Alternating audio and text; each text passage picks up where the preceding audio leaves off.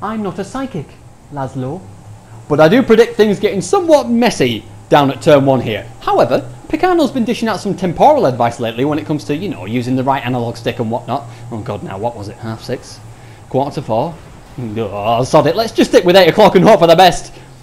And as if by magic, we seem to have just driven clean around the outside of 6 or 7 cars there, avoiding whatever magnetic properties seem to be at play at the metallic barrier of that apex. And we're very much in this race, so thank you, Picano, for that instructional video. But where's your video on how to react to Scotland's lag spikes when they occur 0.1 in front of you? And in the meantime, Teddy seems to have dived for a gap which, curiously, nobody else seemed to be able to see. And now the man of the hour, Picano, is on the left-hand side, and he's about to find himself fall victim to the Constantina effect, where we see all the cars bunch up and he comes to a dead stop at a very busy apex. Now, I spent the next few seconds contemplating, was that me? Was that my fault? And then Judge Steaksource proclaimed, guilty! And ploughing me into the pillars on the right, and nevertheless, the position was returned anyway. So I invite you now just to quickly review that footage with me. I mean, it's quite clear that I'm letting off. And in the meantime, I'm being shunted in the back by Uchiha, who I can only assume is being shunted in the back himself. And if you take a look at the bottom left corner, we've got a very aggressive Teddy barreling down the outside, clipping Picano in the left rear, which could have caused a spin. So, I mean, who's really to blame here?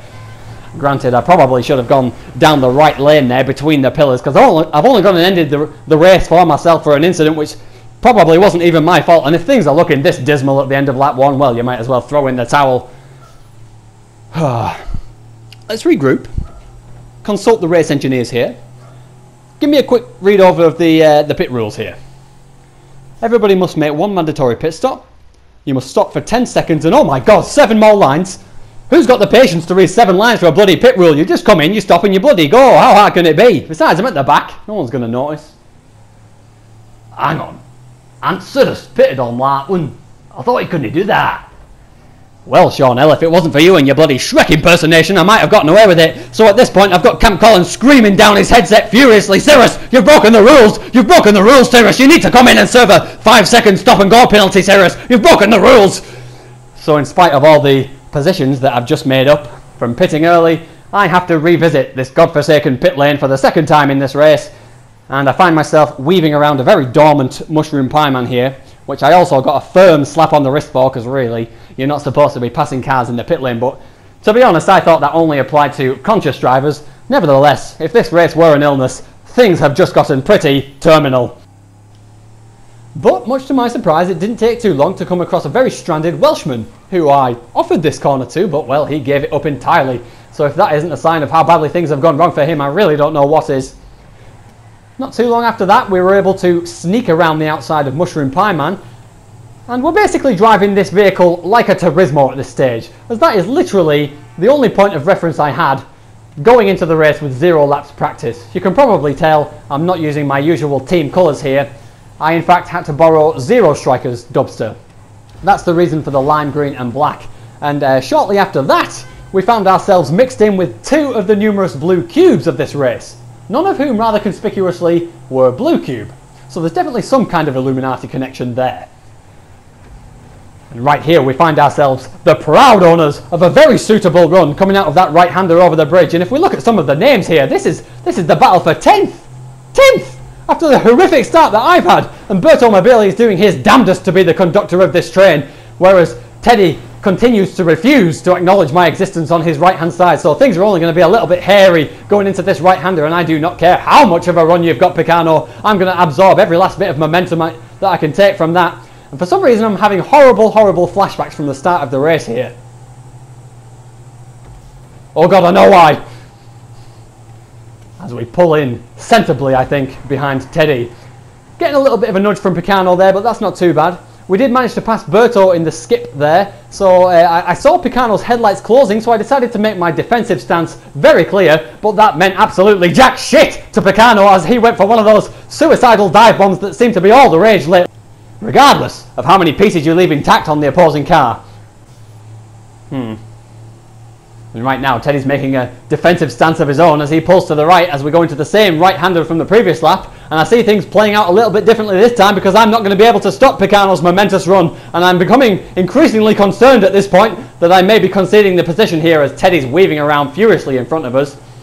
So I think it would be wise here to follow Picano's advice from his latest instructional video and just let it go. Let it go, let it go, And in the meantime, the man that we all forgot about, Bertomobile, is mounting an attack, stating, "I am not an afterthought. I am not the man that you consecutively lap towards the end of the race." But thankfully we managed to keep him behind, so we can concentrate on getting our head down now, putting in some fast laps and maintaining.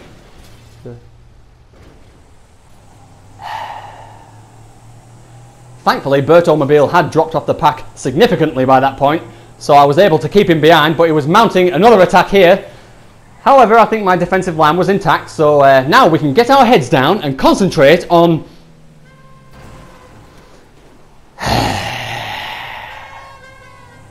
And that is not where you want to be when you've got those brutal tyre lines between you and the checkpoint that you need to hit. It may as well be Mount Chiliad between me and those checkpoints right now, as Mushroom Pie Man comes in and stamps his authority over 14th. Let's just tone things down for a second. Regain 14th from Mushroom Pie Man. He's resisting, he's putting up some resistance, and he's very entitled to do that. We are battling for position here. And in the meantime, I'm very wary of those guys behind who have been catching me after my gigantic mistakes in the O'Neill Brothers farm. But right now, please let me draw your attention to the minimap. There's a dot in the right-hand corner, top right corner, that hasn't really been moving for the last 10 seconds and continues to remain motionless, if you can point it out. And as we approach this turn, we see a very desperate Teddy reversing along the tyre lines. So I can only assume that he's gone and done the exact same thing that I did, only 10 times worse, and lost himself about 25 seconds. So unlucky to you, Teddy. But lucky to me, I have got another superb run from that bridge, and I've snuck between James Nash and Evil Tunic, and that's 10th in front. So now we can just get our heads down and...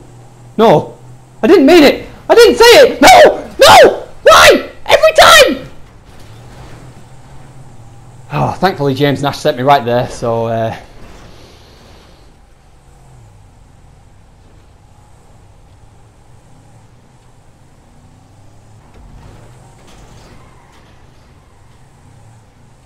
And in the closing moments of this race, my driver's side door decided that being a part of my vessel, being one with me, was just not worth it anymore, and decided to part ways.